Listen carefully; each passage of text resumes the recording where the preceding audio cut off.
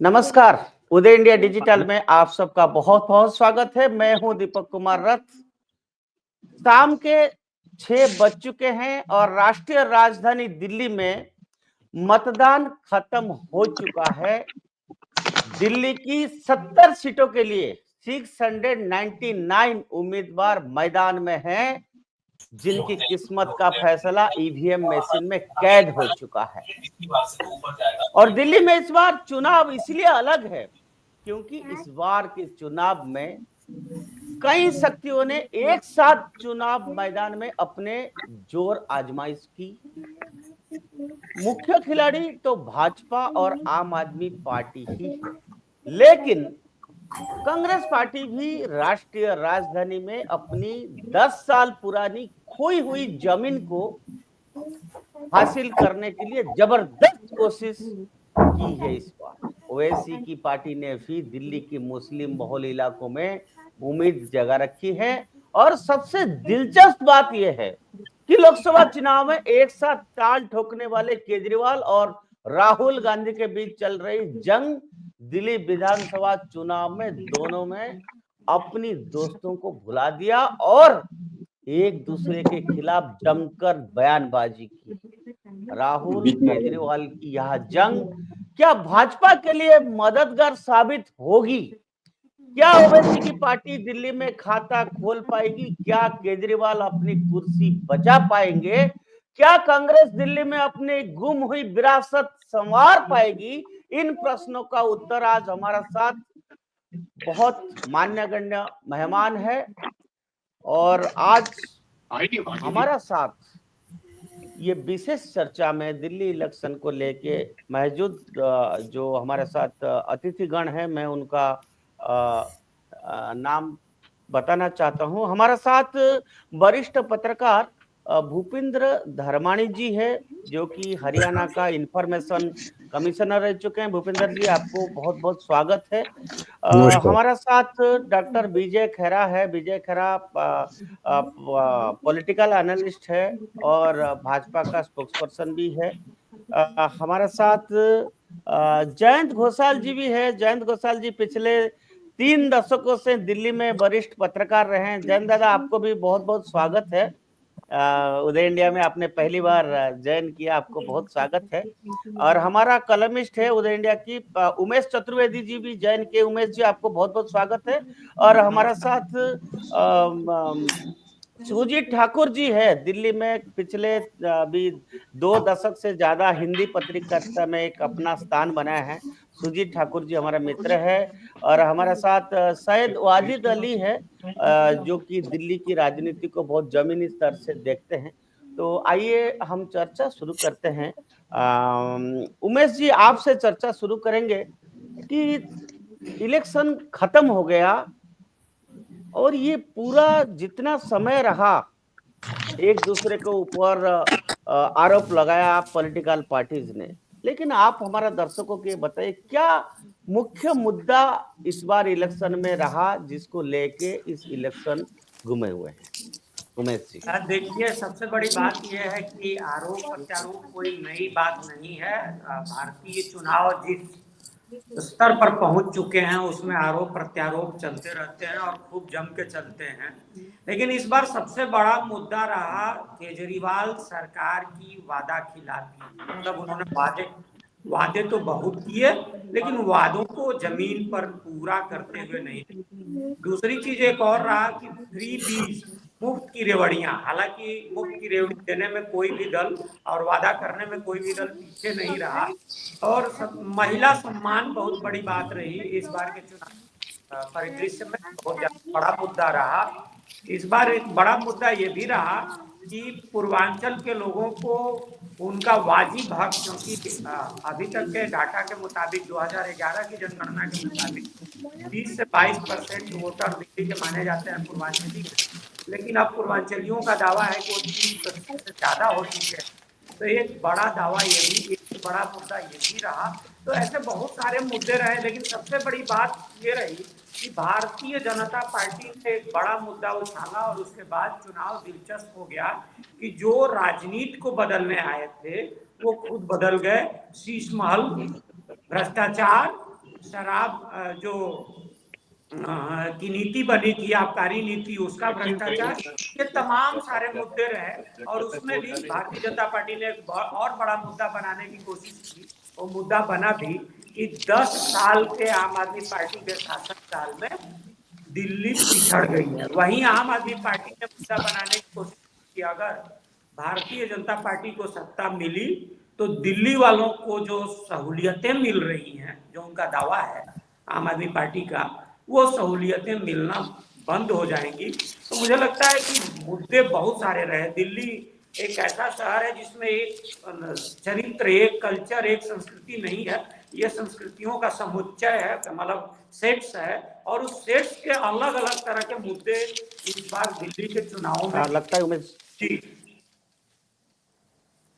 जी, मैं आप सबको बता दूं कि दिल्ली में शाम को 5 बजे तक 57.70% मतदान हो चुका है और अभी अपडेट्स आने वाला है, मैं आपको बताऊंगा। जयंत दादा, आप बताइए, उमेश जी कह रहे हैं कि दिल्ली में फ्री बीच का पॉलिटिक्स सबने ये खेल खेला है और उदय इंडिया का टीम पूरा दिल्ली में ऑलमोस्ट सारे विधानसभा में जाके बात किया है। लोगों को फ्री बीच पसंद नहीं है, लोगों को विकास चाहिए। और घोटाला, शराब की घोटाला भी एक बहुत बड़ी मुद्दा रहा है, विकास मुद्दा रहा है। आपको जयंदा, आप एक वरिष्ठ पत्रकार है, ये फ्रीबीज पॉलिटिक्स इंडिया में किस तरह से सस्टेन कर पाएगा अगर हर पार्टी फ्रीबीज ही लाएगा और विकास अब इलेक्शन की मुख्य मुद्दा नहीं रहा है? इस मामले में देश की राजधानी किसको वोट किया होगा, आपको क्या लगता है जयंत दादा? देखिए, सबसे पहले मैं ये कहना चाहूंगा, पहले तो आपको बहुत बहुत आपको धन्यवाद, मुझे आपने अपॉर्चुनिटी दिए हैं। और उदय इंडिया एक इट्स ए सक्सेस स्टोरी। मैं तो आपको याद करता रहता हूँ, पर्सनल एनेक्डोट है, लेकिन मुझे लगता है दर्शकों को भी बताना चाहिए। आप पांचजन्य के जब पत्रकार थे और उस समय से आज Uday India it's a success story धीरे धीरे अपने बल पर जैसे अपने किए हैं, तो इसके लिए मैं बहुत मानता हूं आपका सक्सेस। लेकिन अभी दिल्ली के चुनाव के बारे में मैं ये कहना चाहूंगा कि केजरीवाल जेल गए, भ्रष्टाचार का जो मुद्दा है उसका असर नहीं है, ये अगर कहूंगा तो गलत होगा। लेकिन हम लोग पत्रकार हैं, मेरा 40 साल पत्रकारिता का अनुभव है। मैं ये कह सकता हूं कि हम लोगों का एक दोष है, एक फॉल्ट है पत्रकार का, कि हम लोग चुनाव का जब विश्लेषण करता हूं तो एक कारण जीतने के लिए या हारने के लिए, ट्रेंड सेट के लिए बोलता हूं। लेकिन हर चुनाव 140 करोड़ अगर आबादी है, एक चुनाव एक कारण के लिए नहीं, उसका एनालिसिस नहीं करना चाहिए, उसका विक्ट्री या डिफीट, बहुत सारे कारण होता है। तो जब केजरीवाल जो आप कह रहे हैं, वो जो पॉपुलिज्म हम कहते हैं, वो पॉपुलिज्म के कारण उसका असर जरूर होगा। अगर मेरा बिजली बिल 0 हो जाएगा, मैं दिल्ली में रहता हूं, मैं कह सकता हूं चित्तरंजन पार्क में रहता हूं, और ग्रेटर कैलाश, चित्तरंजन पार्क, कलकाजी, कम से कम ये एरिया मैं जानता हूं, बहुत लोग खुश है कि जो भी पॉलिटिकल आइडियोलॉजिकल इश्यूज हैं, मुझे तो 0 टैक्स हो गया है ना, इतना कम देना पड़ता है। तो ये केजरीवाल ने शुरू से किया है। कैसे किया है? मुझे एक बार केजरीवाल जी के ही एक शीर्ष ऑफिसर ने मुझे बताया था कि सरप्लस बजट है दिल्ली का, per capita income very high, और उसमें एक्साइज ड्यूटी भी एक बहुत बड़ा फैक्टर है। लेकिन ये जो सरप्लस बजट और मुझे ये भी बताया था कि मुझे दिल्ली बजट करने के लिए, वो जो ऑफिसर, दिल्ली का ऑफिसर, उन्होंने कहा था, यूनियन टेरिटरी का आईएएस ऑफिसर, उन्होंने कहा था कि मुझे जरूरत नहीं है कि सेंटर का जैसे पैसा लेना, सरप्लस बजट है। तो ये जो सरप्लस बजट से आप पॉपुलिज्म कर रहे हैं, उसके लिए उसका असर हो सकता है, लेकिन वो देश के लिए, समाज के लिए, हमारे आम जनता के लिए, आम नागरिक के लिए भलाई है। मैं कहना चाहूंगा कि अभी दिल्ली में नरेंद्र मोदी जी का जो सरकार है, अब चाहे या ना चाहे, आपको अच्छा लगे या ना लगे, आपको मानना ही पड़ेगा कि टीना, हम लोग राजीव गांधी के समय राजीव गांधी को टीना बोला था, देयर इज नो जी। अल्टरनेटिव। हाँ, अभी नरेंद्र मोदी जी के लिए देयर इज नो अल्टरनेटिव। और इंडिया गुट क्या हालत है आपको देख रहे हैं, केजरीवाल के साथ कांग्रेस का ही क्या रिलेशनशिप मैं देख रहा हूं। तो इंडिया तो बड़ी बात हो गया है। अभी तो दिल्ली चुनाव में कांग्रेस और आप एडजस्टमेंट नहीं हो पाया। तो ये जो झगड़ा है, एंटी बीजेपी वोट डिवीजन होना, ये स्वाभाविक है, इसे लॉ ऑफ नेचर होना चाहिए। लेकिन उसमें बीजेपी का अगर मेजर फायदा, मतलब स्वीप करने का फायदा अगर नहीं मिलेगा, तो उसका कारण ये हो सकता है कि आपको माइक्रो मैनेजमेंट, वो मोदी जी या अमित शाह जी का रिस्पॉन्सिबिलिटी नहीं है। कालकाजी में कौन कैंडिडेट बनेगा या ग्रेटर कैलाश में कौन कैंडिडेट बनेगा, ये मोदी जी का इसमें दिलचस्पी नहीं होना चाहिए। वो बहुत मैक्रो कॉन्टेक्स्ट में फॉरेन पॉलिसी और डोमेस्टिक पॉलिसी डिराइव कर रहे हैं।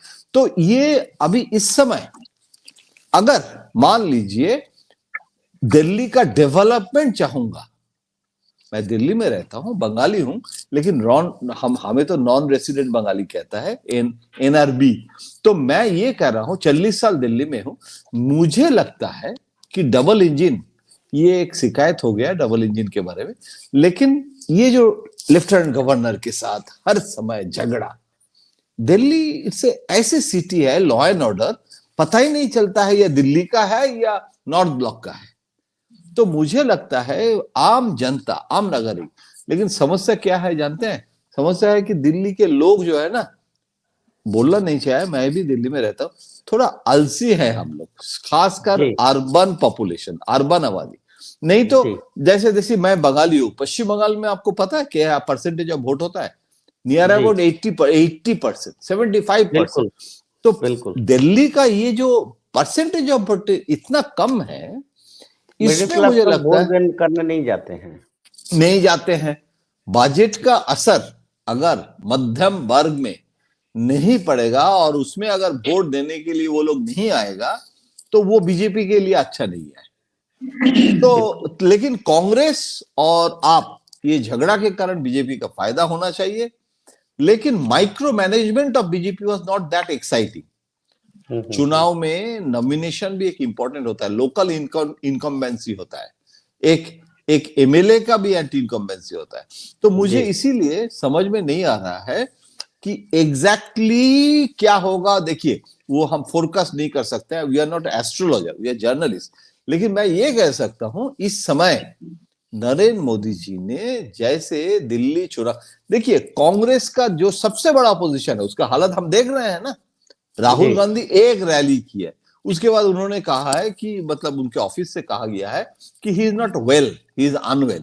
तो अगर उनकी जी। तबीयत खराब है, मैं उनको सम्मान के साथ कहता हूं, अगर हेल्थ इज ए इशू, तो प्रियंका गांधी ने कुछ रैलीज किए हैं, लेकिन क्या जी। कांग्रेस आज के दिन में, जो रेलिवेंस ऑफ कांग्रेस मैंने देखा है, बाप रे बाप, क्या कांग्रेस का मतलब रोल था।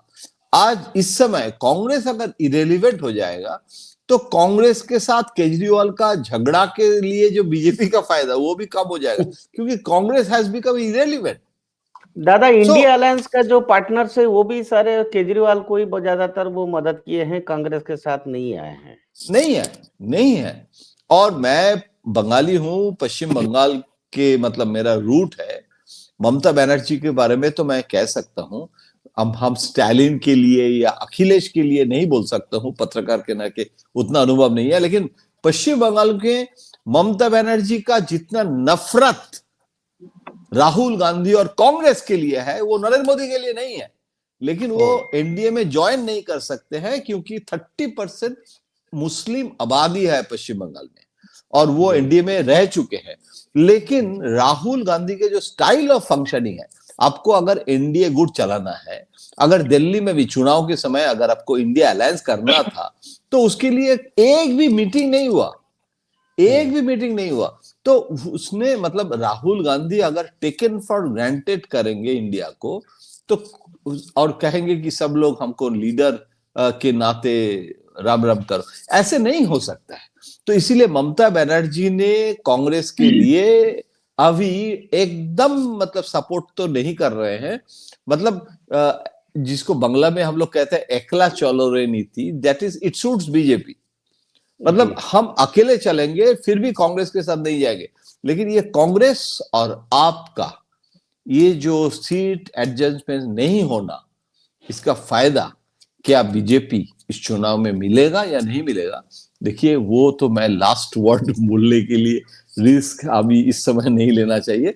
लेकिन मैं कहूंगा कि भाजपा नॉर्थ ब्लॉक, भाजपा दिल्ली, ये कॉम्बिनेशन शायद डेवलपमेंट के लिए अच्छा है।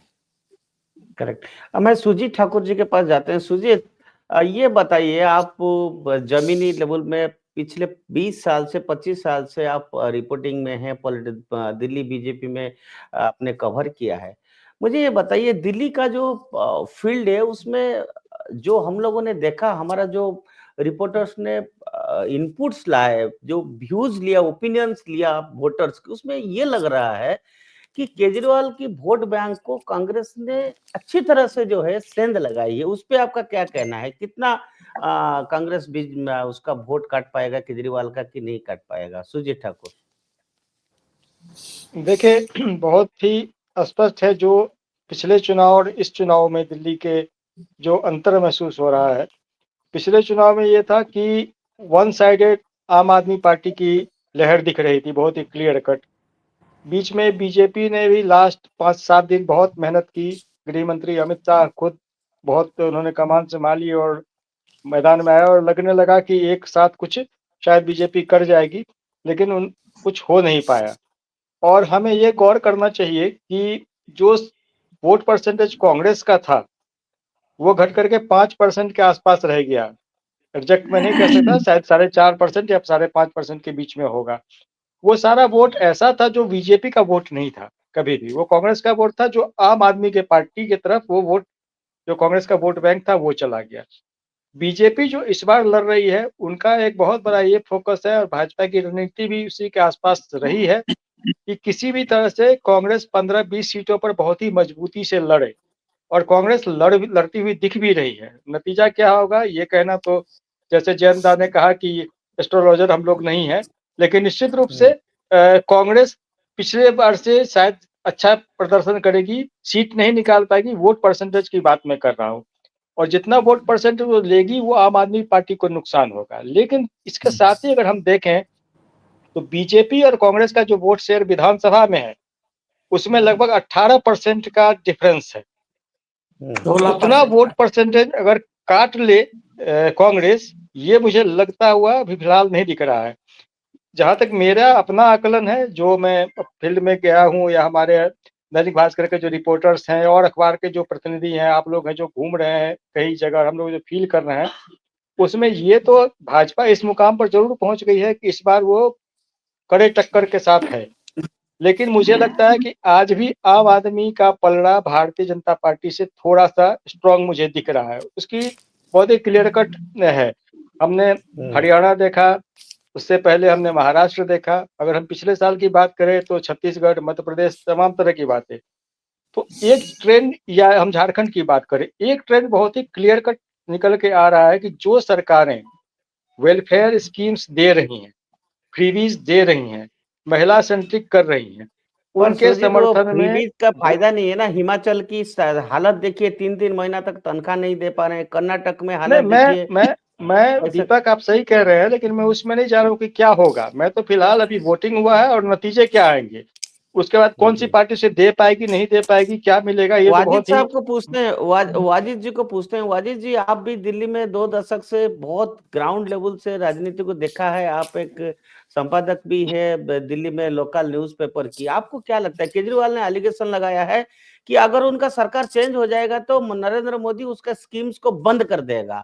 ये लोगों के सामने रख रहा है। एट द सेम टाइम उसको घोटाला, शराब घोटाला की एलिगेशन है, विकास की कार्य नहीं हुआ है, यमुना साफ नहीं हुआ है। इस स्थिति में केजरीवाल कैसे फाइट कर पाएगा और कांग्रेस की क्या स्थिति है, वाजिद साहब?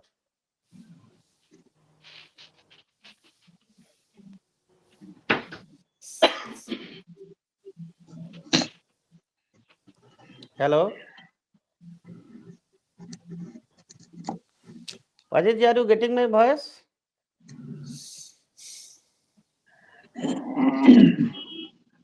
नहीं आ पा रहा है। पहले मैं भूपिंदर धर्माणी जी को पूछेंगे। धर्माणी जी, आप बताइए, केजरीवाल जी ने ये बोला है कि अगर दिल्ली से केजरीवाल जी का सरकार नहीं रहेगा तो उन्होंने कहा कि मोदी सरकार उनकी सारा स्कीम्स को बंद कर देंगे और लोगों को जो फ्रीबीज की फायदा हो रहा है वो नहीं मिलेगा। लोग अपना बच्चे को जो है प्राइवेट स्कूल में पढ़ाने लेंगे। और इस हिसाब से कैसे आप देख पा रहे हैं दिल्ली के राजनीति को, जनता किसकी तरफ जाएंगे? हेलो जी हेलो चलिए यस। बाजी हाँ, बीच बाजी में जी से आवाज आ पूछ रही है? लीजिए पहले। ओके अवाजित जी, अब आ हाँ रही है? हाँ जी अब जी बोलिए। अब आ रही है? जी, धन्यवाद। और मैं उदय इंडिया का शुक्रगुजार, साधुवाद कि मुझे यहाँ आमंत्रित किया। मेरी जी जो दिल्ली को लेकर जो आज बड़ा उथल पुथल हुई है और यहाँ बहुत ज्यादा जो 70 सीटों की एक महाजंग कह लीजिए या एक दंगल कह लीजिए, इसमें त्रिकोणीय मुकाबला है। और त्रिकोणीय मुकाबला में बढ़िया दो है। बिल्कुल आमने सामने हैं। एक तो आम आदमी पार्टी जो कि सिटिंग यहाँ गवर्नेंस है उसका, और दूसरा जो बीजेपी का जो काउंट है वो पहले से काफी ऊपर जाएगा। इसमें कोई दो राय नहीं है, क्योंकि मैं पिछले करीब नहीं, करीब 15 काफी दिन से हर ऊपर काउंट जाएगा के मतलब बीजेपी को लास्ट टाइम जितना परसेंटेज वोट मिला था उससे काफी ऊपर जाएगा, तब तो फिर काफी आप ऊपर जाएगा, और काफी ऊपर जाएगा। उसके कारण जो है वो ये है कि एंटी इनकम्बेंसी फैक्टर तो देखो शीला दीक्षित सरकार में भी रहा है, 3 टर्म के बाद भी उनको नकार दिया लोगों ने। और अगर दिल्ली की तासीर जो है, दिल्ली की जमीन दूसरे टाइप की है, यहाँ एंटी इनकम्बेंसी फैक्टर हमेशा से रहा है। चाहे हो सकता है आम चुनाव में वो देखने को नहीं मिला हो, लेकिन यहाँ बिल्कुल बिल्कुल ऐसा दिख रहा है मुझे। अब बात जी आती है कि आरोप प्रति आरोप कि फ्री बीज है, रेवड़ी है, जो भी है, ये सी चीजें चलती रहेंगी। आज मैंने संपादकीय में इसका जिक्र भी किया है। तो अगर जो अरविंद केजरीवाल ने 200 यूनिट फ्री है, पानी फ्री है, उसके बाद जो लेडीज का जो डीटीसी बस में किराया फ्री है, ये फ्री बीज हैं। ऑफ कोर्स अगर बीजेपी सत्ता में आती है दिल्ली की सत्ता के अंदर, और डबल इंजन जैसे बात अभी हमारे जो साथीगण थे उन्होंने ये बात कही कि जो डबल इंजन की सरकार होती है, हालांकि बहुत सारे 20 स्टेट्स हैं उसमें भी ऐसे कुछ है, लेकिन वहां इतना जो डेवलपमेंट होना चाहिए था, विकास होना चाहिए, वो नजर नहीं आया। लेकिन यहाँ जो है, मुझे लगता है कि अगर बीजेपी सत्ता में आती है, अगर सत्ता में आती है तो जाहिर सी बात है दिल्ली की जो कायाकल्प की बात हो रही है वो जरूर होगी। अब दूसरा है कि कांग्रेस का, तो कांग्रेस ने देखो 3 टर्म में यहाँ किया, और उसके बाद अब बिल्कुल एक डेसिमेट हो चुकी है, नस्ते नाबूद हो चुकी है और आईसीयू में है कंप्लीटली। अगर देखा जाए वेंटिलेटर पे पड़ी हुई है वो। और अगर इसको कोई रिवाइव कर सकता है तो पॉलिसी इनका कार्ड है, उसको बड़ा मजबूत करना पड़ेगा, खासतौर से दिल्ली के अंदर। और दिल्ली में अगर आप चाहते हैं कि नई दिल्ली से संदीप दीक्षित आ रहे हैं, तो वो हमने पहले भी देख चुके हैं, क्योंकि मिसेस दीक्षित ने जब नॉर्थ ईस्ट से लड़ी थी वो मनोज तिवारी के अगेंस्ट, तभी वो शिकस्त पाई थी, तभी वो हार गई थी वहां से, क्योंकि लोगों का जो नर्व्स है वो दूसरी तरफ चली गई है इस टाइम, क्योंकि उनको फ्री बीज की आदत पड़ चुकी है। और उसके चलते वो चाहते हैं कि अरविंद केजरीवाल जिस तरह से दावे किए हैं, जो प्रोमिस किए हैं, उनको डिलीवर करेंगे अगर वो सत्ता में दोबारा से आते हैं। अब मोटा मोटा जो खेल है वो ये है कि आमने सामने की लड़ाई है, लेकिन इसमें एक जो है वो जो AIMIM जो है, जो अवैसी है, हाँ वो आ चुके हैं इसके अंदर। अब जब ये आते हैं अक्सर, तो क्या होता है, पोलराइजेशन, ध्रुवीकरण हमेशा देखने को मिला इनके आने से। और जब ये ध्रुवीकरण होता है तो जो मुस्लिम वोट है वो एक तरफ हो जाता है, क्योंकि उसमें बहुत सारी बातें होती हैं, उसमें धर्म की बातें होती हैं, उसमें इस बार मुस्लिम वोट किसको मिलेगा? कांग्रेस को मिलेगा कि आम आदमी पार्टी को मिलेगा? हाँ, अब बिल्कुल बहुत अच्छा सवाल पूछा दीपक जी आपने, कि इसमें जो कांग्रेस जो है, कांग्रेस मुझे थोड़ा सा लगता है कि 3 से 5 सीटों के लिए वो दोबारा से जाग जाएगी, वापस आ सकती है वो।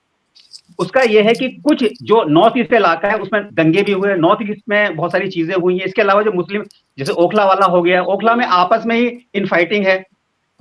उधर अगर जाते हैं, मौजपुर हो गया, शिवपुरी हो गया, आपका जो इस टाइप का जो एरिया है नॉर्थ ईस्ट में आता है, उत्तरी पूर्वी दिल्ली के अंदर आता है, तो वहां एक बड़ा घनित्व है, बहुत गेटोइजेशन है मुस्लिम्स का। अगर वहां की बात करते हैं तो मान के चलिए कि जो वोट है, जो निचला तबका है, जो बहुत ज्यादा मतलब बहुत ज्यादा जिसे कहते हैं फेनेटिक हैं, वो लोग हो सकता है कि ओवैसी की तरफ रुझान करें।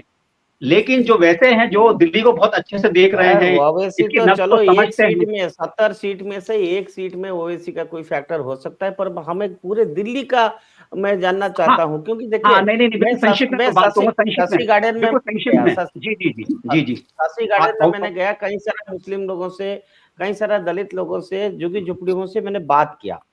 जी जी वो लोग कह रहे हैं कि हमें फ्री चाहिए नहीं, क्योंकि हम जो लोग हम मैं मेरे पास बाइट से मैं दिखाऊंगा कि एक पौवा जो पीता था वो आधा पीने लग गया, क्योंकि एक के साथ एक फ्री था। At the same time they are not getting pure drinking water. Absolutely yes. तो उस स्टेज में क्या वो मोदी को वोट देंगे कि कांग्रेस को वोट देंगे? अब सर यहाँ दो चीजें हैं दीपक जी। अगर पहले तो हम वाले जो पहला इसका इस सवाल का जो पहला वाला पार्ट था ओबीसी वाला, उसको ले लेते हैं। उसका बहुत ज्यादा इम्पैक्ट नहीं रहेगा, लेकिन हाँ अगर वो जीतेंगे नहीं तो हराने में तो मतलब उनका महारत है, ठीक है। वो किसी ना किसी को हरा देंगे, तो ये तो पता है किसको हराएंगे, ये सबको जग जाहिर है। अब बात करते हैं कि जो शराब वाला जो मुद्दा आया शुरू में, वो शराब वाले मुद्दे में एक चीज तो देखने को मिली कि लोग बड़े त्राही त्राही करने लगे, लेकिन जो शराबी थे जिनको चाहिए थी वो चाहे लाइन में भी लगे रहे, क्योंकि उसको भी मैंने देखा है। कोरोना कवर भी मैंने किया था, पूरे टाइम में बाहर रहता था, तो कुछ तो कहते थे बहुत अच्छा काम कर रहा है, और कुछ लोग तो इसके बिल्कुल अगेंस्ट हो गए थे कि भैया ऐसा है कि इसको करना ही नहीं चाहिए था।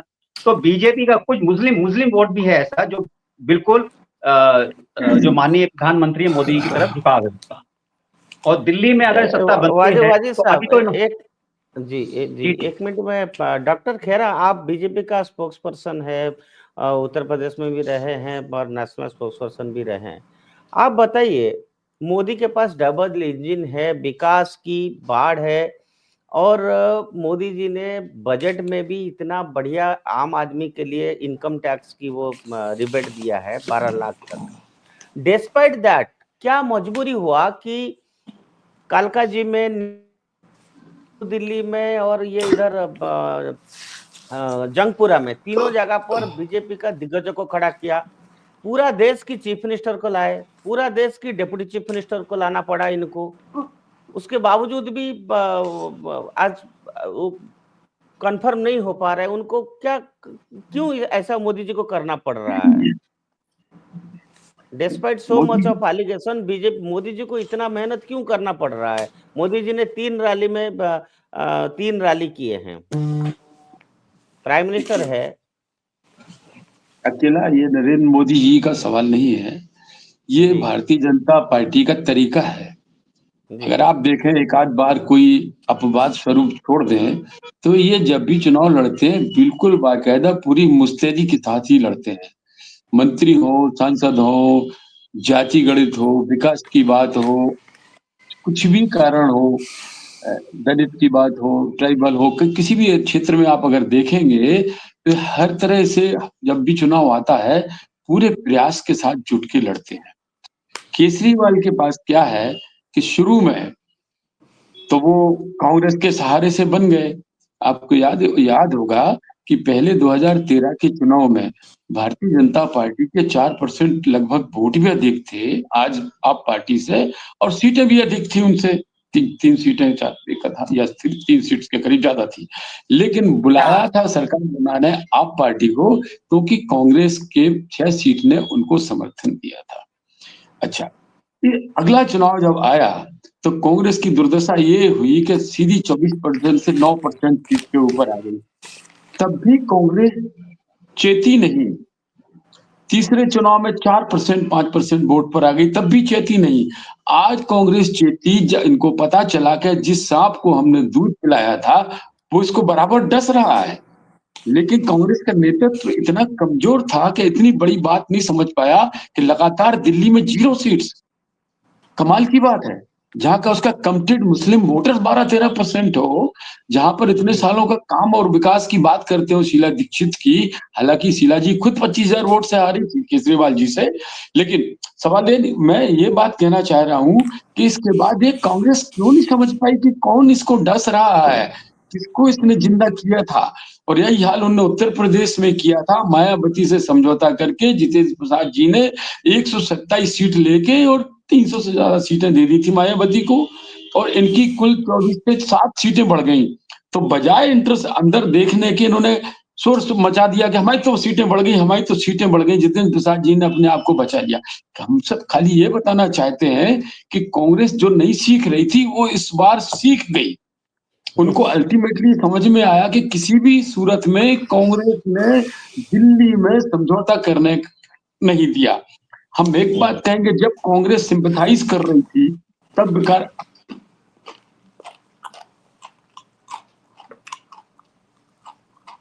खेरा साहब का आवाज कट रहा है। भूपिंदर धर्मण जी। शायद वो इंटरनेट का वजह से होगा जी।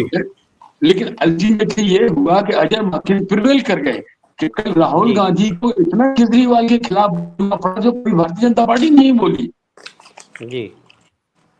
आप अगर स्पीच को देखें राहुल गांधी की तो पूरी की पूरी 90%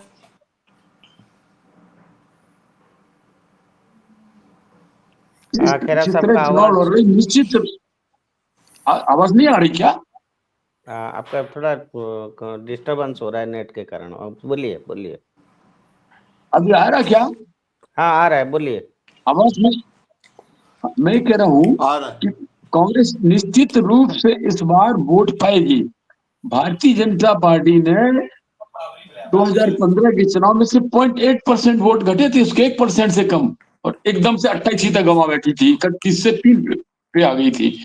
इसलिए अगर अब की बार जो कांग्रेस की तरफ अगर आप पार्टी का वोट जरा भी स्विंग हो गया, 5-6% उनको 4-5% मिलता है और 8-10% ले गए, या वो 4-5 सीटें उस क्षेत्र में ले गए जहां पर केजरीवाल ने कब्जा कर लिया था कांग्रेस का माइनॉरिटी वोट छुड़ा के, और जो होने वाला है, क्योंकि केजरीवाल ने क्या किया आखिरी समय में कोशिश की कि किसी तरह हम हिंदुओं को संभालें, सनातन धर्म वालों को संभालें, तो पुजारियों के पास भी गए, एक नकली नाटक भी रचाया, पुजारियों को 10 साल से इतने सालों से एक पैसा नहीं दिया और मौलवियों को देते रहे, वक्फ बोर्ड को पैसा बढ़ाते रहे। वो सब एकाएक करने से मैं नहीं समझता हूँ हिंदुओं पर कोई असर हुआ होगा। लेकिन मुसलमान बात ये जरूर समझ रहा है, माइनॉरिटीज का वोट, कि केजरीवाल के सहारे अब नैया चलने वाली नहीं है। तो जो लोकसभा में भी वो समझ गए इस बात को, और एक खाली दिल्ली से कांग्रेस पार्टी अगर समाप्त होती है तो मुसलमान अब नहीं चाहता कांग्रेस पार्टी मरे मन से। तो ये मैं निश्चित तौर पर जरा भी थोड़ी सी भी स्ट्रॉन्ग दिखाई देगी, जो कि दिख रही है 4-5 सीट पे अभी बोल रहे थे कोई, वो तो निश्चित रूप से खेरा वो साहब, क्या हम उससे ये मानेंगे कि दिल्ली इलेक्शन के बाद ये इंडिया अलायंस फिर से डिवाइड होगा, या फिर से इलेक्शन के बाद आपस में फिर मिल जाएंगे इंडिया अलायंस? क्या लग रहा है ये आपको? ये तो चकनाचूर हो ही चुका है, आप समझ लीजिएगा। ये तो एक रथ को 5-4 घोड़े अपनी अपनी तरफ खींच रहे हैं, नेतृत्व की भारी कमी होने के कारण ये हो नहीं पाएगा। ममता बनर्जी को जब तक ये चीफ बनाएंगे नहीं, वो कभी इनके साथ आने वाली नहीं है। और समाजवादी पार्टी जो उत्तर प्रदेश में इनको डुबो चुकी, राहुल गांधी को यहाँ भी डुबो दोगी, तो कांग्रेस की भी वो चीज नहीं रहेगी। महाराष्ट्र में ऑलरेडी वो गिर चुकी, हरियाणा में गिर चुकी, कि कोई उसको एक्सेप्ट करे एज ए लीडर। मजबूरी का अलायंस जरूर होगा, लेकिन मैं नहीं समझता कि जिस तरह पिछली बार बेवकूफ बनाने में ये लोगों खेरा को। साहब, ये बात थोड़ा भूपिंदर धर्मण जी को पूछते हैं। धर्मण जी, आप भी वरिष्ठ पत्रकार है 30 साल से, और आप बताइए, ये दिल्ली में जिस तरह से इंडिया अलायंस अलग अलग हुआ है, अलग अलग लड़े हैं, तो आपको क्या लगता है इस अलायंस का क्या भविष्य है दिल्ली इलेक्शन के बाद, आपको लगता है?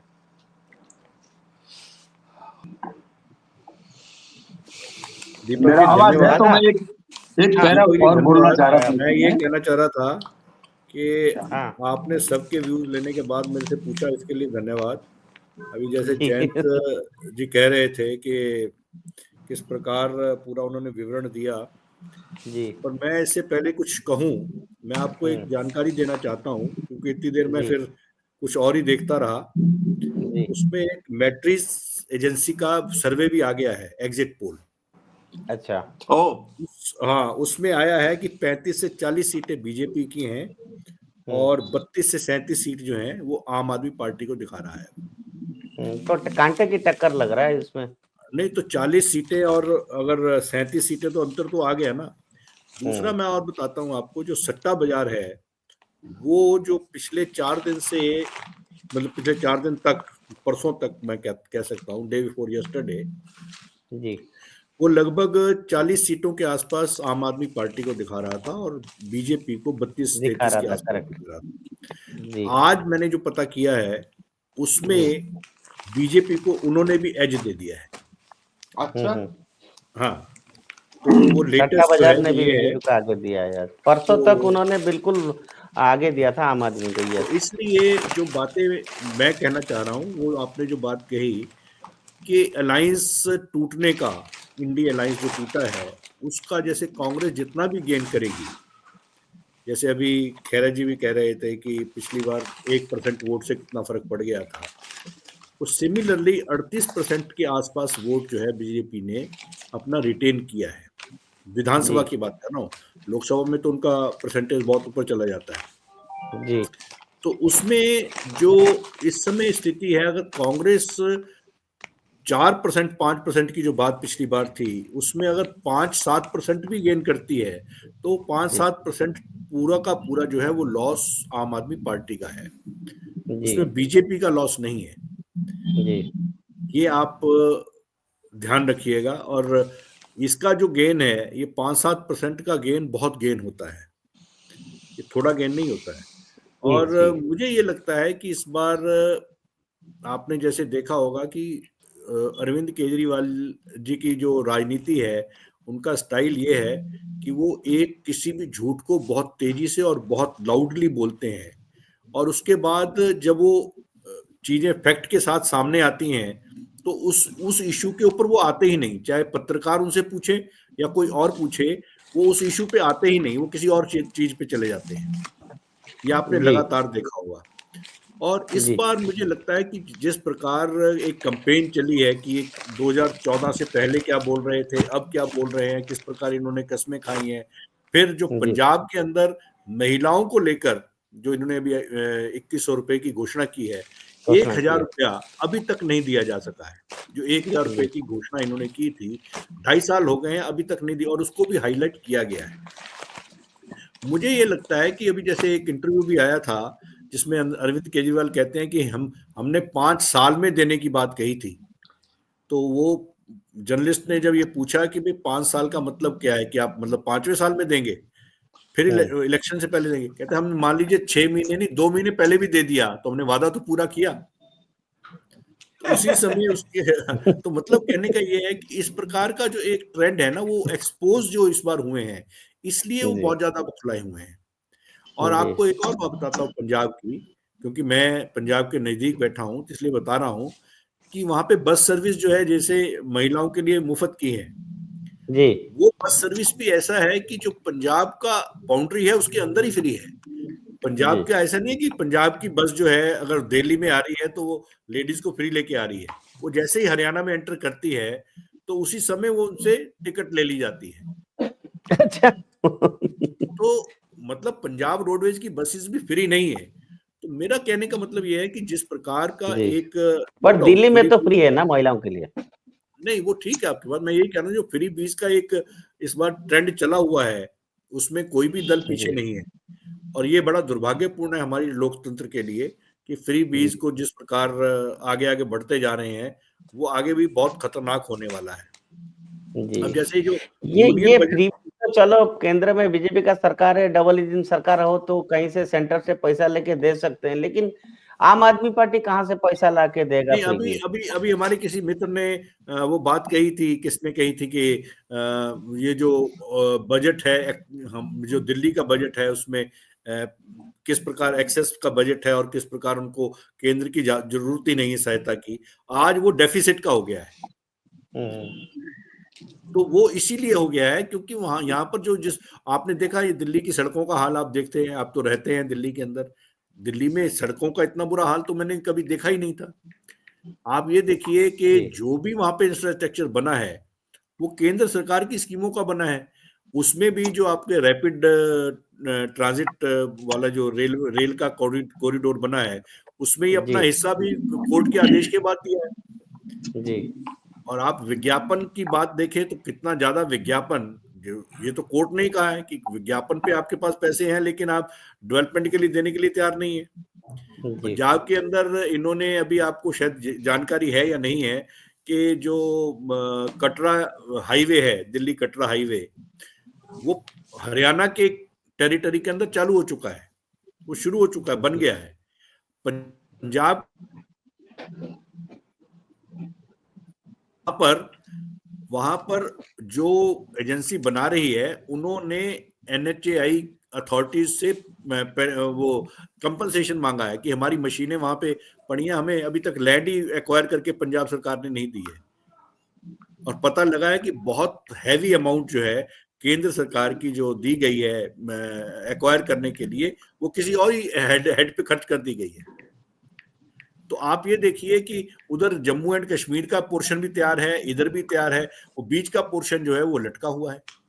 तो ये सब चीजें हाईलाइट हो रही है, और हाईलाइट होने का कारण ये है कि अब जनता जैसे जैसे आगे आगे, अब बहुत समय भी हो गया, जैसे एंटी इनकम्बेंसी की बात अगर आप याद करें, शीला दीक्षित जी ने, मुझे लगता है कि जहां पर आप बैठे हैं, ट्रांस यमुना में जो काम किया विकास का, देखिए अनपैरेलल्ड है वो। और उसके बाद भी एंटी इनकम्बेंसी के कारण वो हारी। अब चाहे उसको आप कॉमनवेल्थ गेम का स्कैम कर लीजिए या कुछ और कह लीजिए, लेकिन सच्चाई ये है कि एंटी इनकम्बेंसी फैक्टर उनको भी झेलना पड़ा। हालांकि शीला दीक्षित के खिलाफ 10 साल में कोई ऐसा मेजर एंटी इनकम्बेंसी का फैक्टर नहीं आया था, बल्कि डेवलपमेंट की बातें आई थी।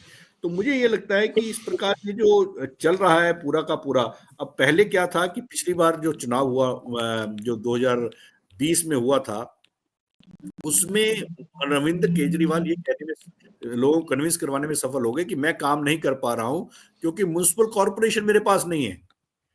अब जो सफाई गंद पड़ा हुआ है दिल्ली के अंदर जगह जगह, उसकी रिस्पॉन्सिबिलिटी भी वो किसी को शिफ्ट नहीं कर पा रहे हैं। हाँ, क्योंकि आम आदमी के पास है, जो भी आम आदमी पार्टी के कब्जे में है।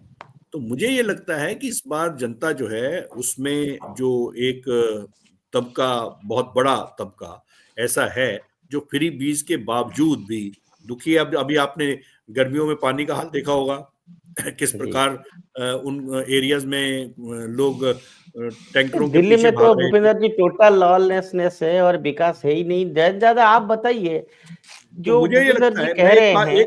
एक बात लास्ट कह के खत्म करूंगा।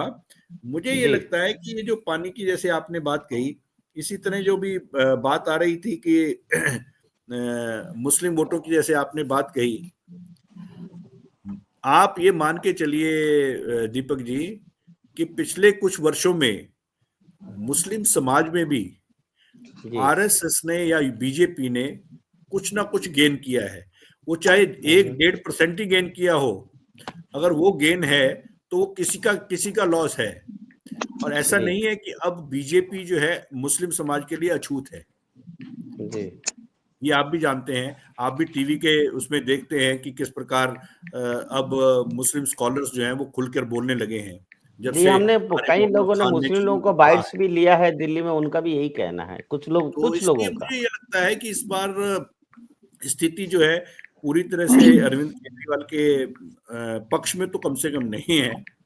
और बीजेपी को इस बार मौका है, और अगर इस बार मौका बीजेपी को नहीं मिलेगा तो मुझे लगता है कि फिर ये मामला काफी ज्यादा बहुत लंबे समय के लिए गया।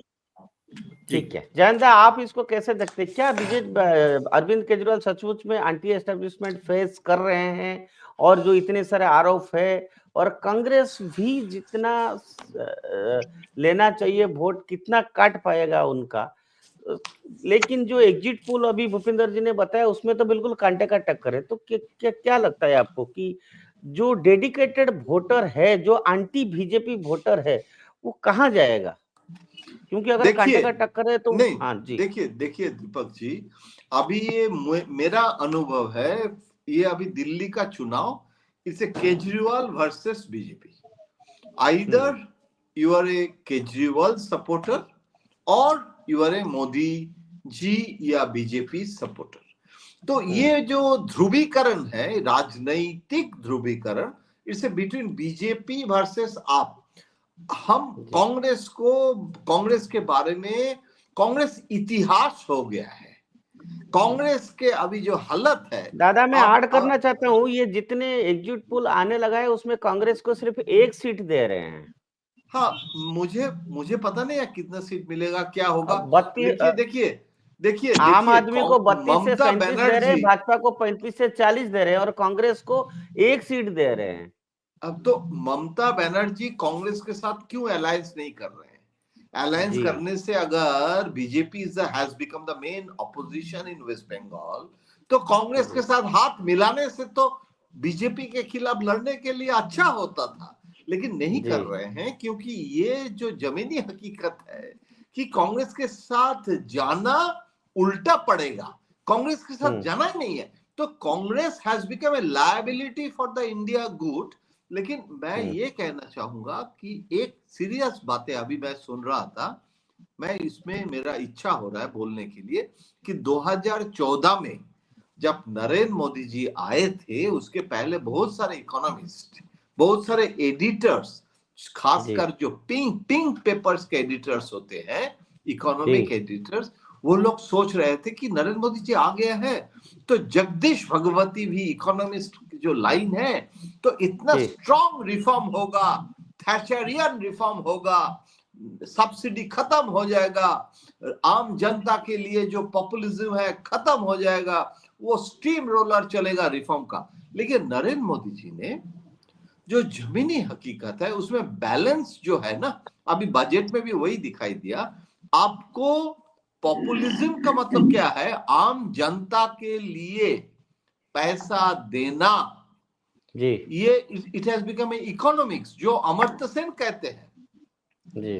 कि आपको इस समय एक ब्लेंडिंग ऑफ इकोनॉमिक पॉपुलिज्म और रिफॉर्म, वो एक मिडिल पाथ होता है, वो मिडिल पाथ लेके सरकार चलने की कोशिश कर रहे हैं।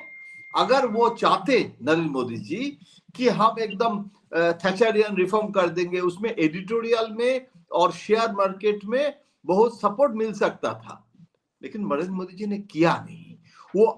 तो अभी इस समय दिल्ली में भी आप जो कर रहे हैं, जो छुटकारा दे रहे हैं बिजली बिल और ये जो कॉस्मेटिक चेंजेस, इसको आइडियोलॉजिकली करने के लिए, इसको प्रॉपरली करने के लिए शायद इस समय नरेंद्र मोदी जी के ऊपर भरोसा रखना जरूरी है, क्योंकि देयर इज नो ऑल्टरनेटिव। इस समय जो है ये मुझे पता नहीं है क्या चुनाव का नतीजा होगा, लेकिन फॉर द कंट्री के लिए, आम जनता के लिए इस समय इकोनॉमिक रिफॉर्म जो है, वो इतना हार्ड रिफॉर्म सब खत्म कर दिया। इकोनॉमिक आप सब्सिडी खत्म कर दिए हैं लोगों के लिए, आम जनता को जो पैसा देने का, उसमें शेयर मार्केट बढ़ सकता है, लेकिन उसमें मिडिल क्लास के लिए वो अच्छा नहीं है।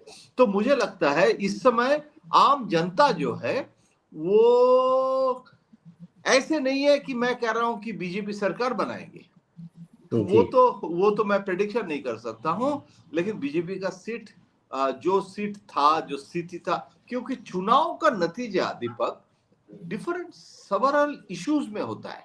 आपको क्या कैंडिडेट सिलेक्शन, पार्टी का, आरएसएस का रोल क्या था इस चुनाव में, बहुत सारे इश्यूज हैं। मुझे लगता है वो चुनाव के बाद ही हम चर्चा कर सकते हैं। जैसे वो हरियाणा और महाराष्ट्र में था, इस बार भी खबर ये भी आया है कि आरएसएस ने पूरी तरह से हर मोहल्ला में जिस तरह से वो इलेक्शन में काम करना चाहिए ऐसे काम किया है, मतलब वो कोऑर्डिनेशन प्रॉपर है इस बार, ऐसा खबर है। लेकिन उमेश जी आप बताइए कि ये क्या मजबूरी है जो दादा दीपक जी, एक बात मैं जोड़ना चाह रहा था, जैसे अभी जयंत जी ने कही कि जो सेंट्रल बजट आया, यूनियन बजट जो आया है, उसमें जिस प्रकार का रिलीफ मिडिल क्लास को दिया गया है, उसका इम्पैक्ट भी इस इलेक्शन में पड़ने वाला है, जरूर पड़ेगा, बिल्कुल। और दूसरी बात यह है कि जिस प्रकार आप अभी बात कर रहे थे सब्सिडीज की, सब्सिडी नो डाउट केंद्र कई चीजों में बहुत कम कर चुका है, लेकिन मुझे लगता है कि एक ये नया फार्मूला अडॉप्ट किया जा रहा है कि सब्सिडी देने की बजाय, क्योंकि सब्सिडी इनडायरेक्ट होती है, और ये सीधा का सीधा कैश जो है ट्रांजैक्शन करना, अकाउंट में डालना, उस प्रक्रिया को लोगों ने इन राजनेताओं ने अडॉप्ट करने का प्रयास किया है। वो सिर्फ केंद्र सरकार कर सकती है, क्योंकि सब्सिडी वही खत्म कर सकते हैं और वही डाल सकते हैं। जैसे हम अगर गैस की बात करें तो हम कहते थे कि 500-600 रुपए का सिलेंडर था, पर वो सब्सिडाइज था, ये आप जानते हैं। लोगों ने सब्सिडी अपनी खुद छोड़ी है, तो सब्सिडी को खत्म करके वो सीधा हाथ में देने के लिए जो नजर आता है लोगों को, उस तरफ को लोग बढ़ रहे हैं, और ये मुझे लगता है एक नया ट्रेंड उन्होंने स्थापित किया है। हालांकि पैसा वही है। आप अगर रेल की बात करें तो मैं आपको बताऊं, रेल के अंदर जितनी सब्सिडी थी, चाहे जर्नलिस्ट के लिए थी, चाहे वो सीनियर सीनियर सिटीजन के लिए सिटीजन की। की गई है। अब अगर आप देखें जितनी भी ट्रेन है, अधिकतर ट्रेन जो सुपर फास्ट जिनको हम कहते हैं, उन ट्रेन और का जो सब्सिडी नहीं रहा स्ट्रक्चर है है, अभी। नहीं उसमें स्ट्रक्चर जो है उसमें सेकंड क्लास खत्म करते जा रहे हैं। वो थर्ड एसी लगा के वो किराया देखिए कहाँ पहुंच रहा है। जिसने जाना है वो थर्ड एसी का लेना शुरू कर दिया है। हालांकि उसके पीछे रेल की एफिशिएंसी बढ़ाना भी एक रीजन है। वेरी तो गुड। मेरा मतलब कहने का ये है कि इस प्रकार की जो एक चीजें हैं, क्योंकि अब अगर आपको स्पीड अप करनी है ट्रेन तो उसके लिए आपको एसी करनी ही पड़ेगी। तो उसको धीरे धीरे करके कर रहे हैं, लेकिन कर रहे हैं। और ये आवश्यक इसलिए है क्योंकि अगर ट्रेन एसी नहीं है तो उसकी स्पीड आप एक लिमिट से ज्यादा नहीं बढ़ा सकते हैं। ये भी एक सच्चाई है।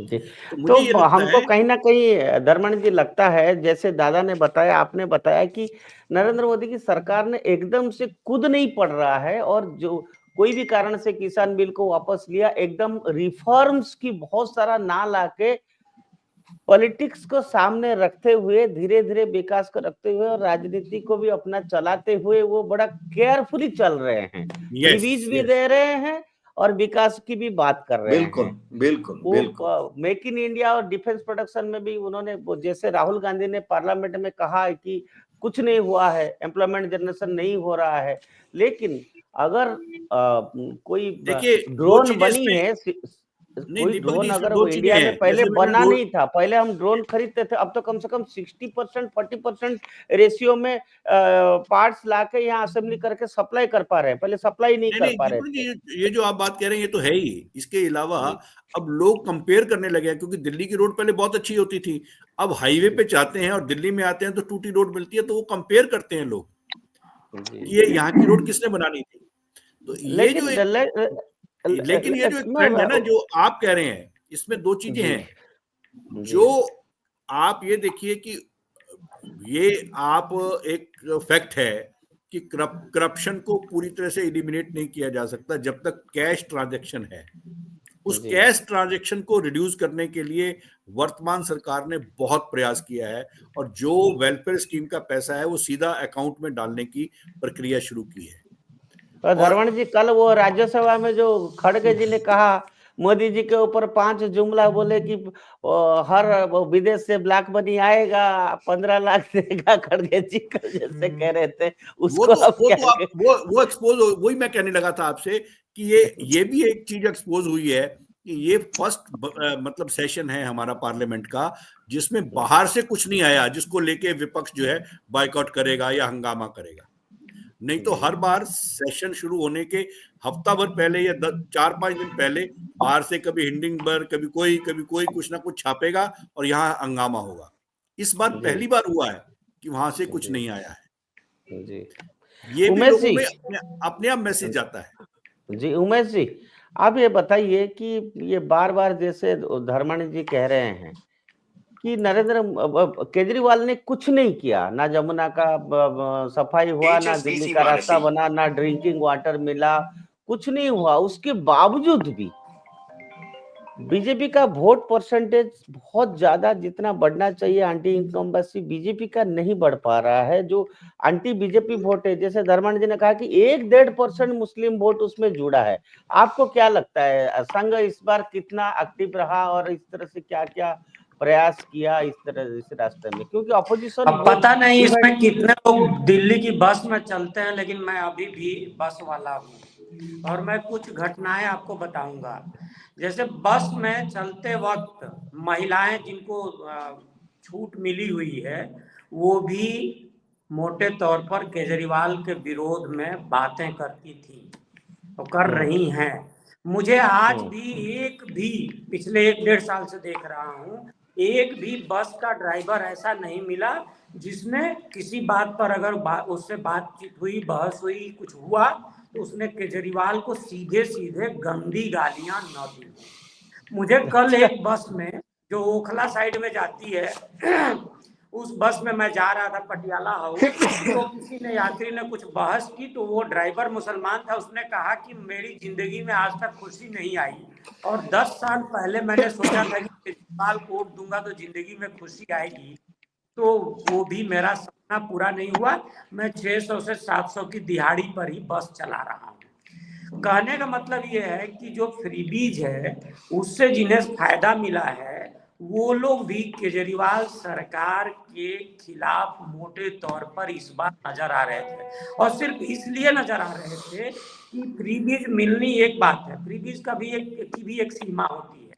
असल चीज है कि आपको जमीनी सहूलियत कितनी मिल रही है। ऑफिस जाना है और आपको मुफ्त के बस का टिकट मिल रहा हो लेकिन बस नहीं हो सड़क पर, तो कहे को मुफ्त का बस का टिकट, आपको पानी का बिजली का बिल गलत आ रहा है, और फिर वो लोगों को ये भी एक्सपोज में समझ में आ गया कि पहले बिल जानबूझ के गलत दिए गए और अब कहा जा रहा है कि हम माफ कर देंगे। और तो उमेश जी जो भाजपा ने जो कहा है 2,500 रुपया महिलाओं को देगा, वो मैं आ क्यों? रहा हूँ ना, मेरी बात सुनिए। और तो ये चीजें मैं साफ देख रहा हूँ। और एक चीज मेरी एक और आदत है, मैं पिछले 10-15 सालों से रिपोर्टर नहीं रहा, लेकिन चुनावों के दिन मैं बड़ा रिपोर्ट करता हूँ। मैंने 2013 के भी चुनाव में देखा था, 2015 में भी देखा, 2020 में भी देखा। मोटे तौर पर, ये पता नहीं किसके यहाँ से बैकग्राउंड में बड़ी आवाज आ रही है, मोटे तौर पर मैं देखा था कि केजरीवाल के पक्ष में लहर चल रही थी। ठीक है, 13 में वो लहर बहुत ज्यादा नहीं दिखी, लेकिन 15 और 20 में दिखी। इस बार मोटे तौर पर नजर आ रहा है कि केजरीवाल के विरोध में लोग हैं। जैसे एक बूथ पर मैं आप बता रहा हूँ, आम आदमी पार्टी के बूथ से लोगों ने पर्ची ली, और जाहिर है कि पर्ची जहां से लेता है आदमी तो वहां का कार्यकर्ता बोलता है कि आपको याद है ना कि कहाँ वोट देना है। तो लोग कैसे वोलेटाइल हो रहे थे और कैसे रिएक्ट कर रहे थे ये मैं बता रहा हूँ। मैंने अपने खुद आंख कान से देखा सुना कि वो लोग कह रहे थे कि अच्छा अब आप तय करोगे कि मुझे वोट कहाँ देना है, मुझे पता है मुझे कहाँ वोट देना है।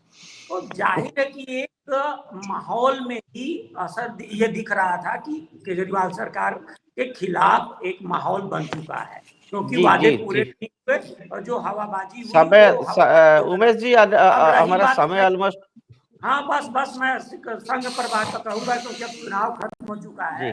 संघ ने अगर भारतीय जनता पार्टी जीतती है तो बाकी भारतीय जनता पार्टी की मेहनत एक तरफ, संघ ने माइक्रो लेवल पर जम के मेहनत की है। ये मैं इंफॉर्मेशन के साथ कह सकता हूँ किस तरह से उसने काम किया है, और मतलब एक एक अपने अंग को जगा करके उसको चुनाव में जोड़ा। जहां लोग नाराज थे उनको मनाने में लगाया, जहां लगा कि ये एक्स फैक्टर काम कर सकता है उस एक्स फैक्टर को छुआ। तो मुझे लग रहा है कि जिस तरह से महाराष्ट्र की जीत को कहा जाता है वो संघ की जीत की, कुछ अगर दिल्ली में जीत मिलती है तो निश्चित तौर पर संघ के अनाम कार्यकर्ताओं की जीत होगी, क्योंकि राष्ट्रीय स्वयंसेवक संघ ने जमीनी स्तर पर अपने हर एक कार्यकर्ता को उतार दिया था।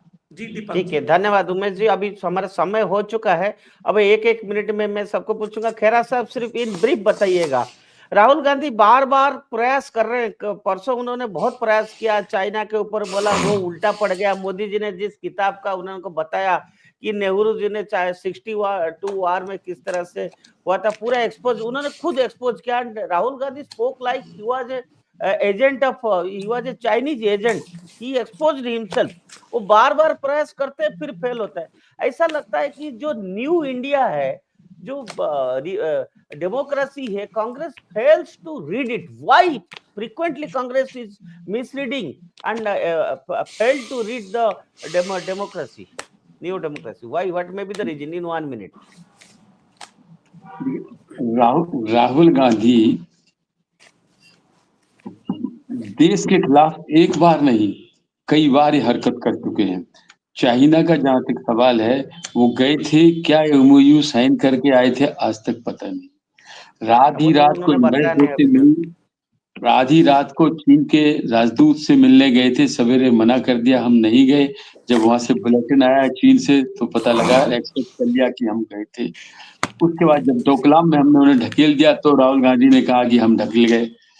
उसके बाद गलवान में जो हुआ उसमें भी उन्होंने पूरे का पूरा आर्मी तक के ऊपर टिकरा फोड़ा था उस समय। तो और खेरा साहब बार बार जो कॉन्स्टिट्यूशन दिखा रहे हैं वहां पर, पहले शिव, अभी उन्होंने खुद बोला परसों कि मेरे को तो शिव जी का फोटो लाने नहीं दिया, और वो कॉन्स्टिट्यूशन का फोटो बार बार करे हम चेंज नहीं करने दें। कौन कॉन्स्टिट्यूशन चेंज कर रहा है जो बार बार पार्लियामेंट में कॉन्स्टिट्यूशन दिखा रहे हैं, क्या कारण है? अरे मैं अभी समझा नहीं, आप एग्जैक्टली बताइए, सॉरी। राहुल गांधी पार्लियामेंट में बार बार हर बार जब भी बोलते हैं वो एक कॉन्स्टिट्यूशन की प्रति लेके जाते हैं, हाँ, दिखाते हैं। आप समझ, आप ठीक है। मैं ये कह रहा हूँ, अब तो उनको एक बार ये मजा मिल गया ना कि संविधान को बदलने वाला जो फैलाया था उन्होंने, ये गलत नैरेटिव फैला दिया था जो, उसमें उनको बारीकी की सफलता मिल गई। लोग उस ढांचे में आ गए कि संविधान बदल देंगे, विशेष तौर से दलित वर्ग में। तो उनको अब ये लग गया कि ऐसी बातें करें हम हमेशा की संविधान बदल दिया जाए। अब जैसे केजरीवाल को ले लीजिएगा, तो उसको ये बात नहीं थी संविधान की, और ये मशीन की बात कर नहीं सकते थे। को चंद्रचूड़ जी कल ही कह गए, वोट डालते समय आज फिर कह गए कि साहब मशीन में कभी कोई गड़बड़ नहीं, सुप्रीम कोर्ट सब कह चुका है और वही फाइनल होता है। अभी चंद्रचूड़ जी ने आज भी बोला, आज ही वोट डालने के बाद तुरंत, तो मशीन तो कर नहीं सकते। अब ये सारी तैयारियां चुनाव लड़ने से ज्यादा इसकी करते हैं कि हम हरकतें बाद में बताएं। जैसे शुरू से बता दिया हमारे लोग को मारे जा रहा, हमें पूरा पता है कि हमारे वोट डाल, कौन जमाना की बात कर रहे हैं? कोई किसी को वोट डालने से आज के समाज में रोक सकता है? असंभव। लेकिन ये चार्ज लगाया है आज उन्होंने। इसी तरह राहुल गांधी की जो एक उनकी मानसिकता बन गई है, कभी कभी तो शक होने लगता है राहुल गांधी के ऊपर कि क्या ये बेवकूफी अनजान में कर रहे हैं या वाकई कुछ भारतवर्ष को भी ये कर सकते हैं। दादा को पूछूंगा, दादा ये राहुल गांधी हर तरह से हथियार अपना रहे हैं, कभी कास्ट सेंसस की बात कर रहे हैं, कभी कॉन्स्टिट्यूशन की बात ही तो बात करने वाला था मैं, कभी हिडनबर्ग की रिपोर्ट की वो जो, पर वो सक्सेसफुल नहीं हो पा रहे हैं। बार बार राजीव गांधी का बेटा है, क्या बात है, बार बार why Congress is failed to read the polls of democracy in 1 minute, please tell.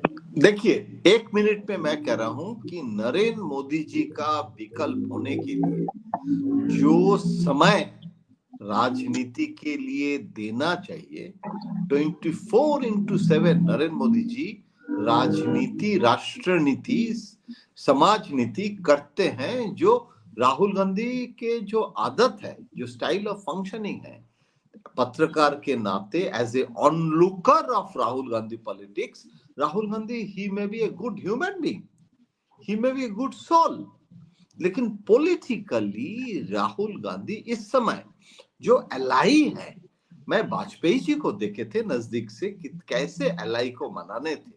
Even Sonia Gandhi को भी देखे थे, रामविलास पासवान के घर गए थे वॉक करके।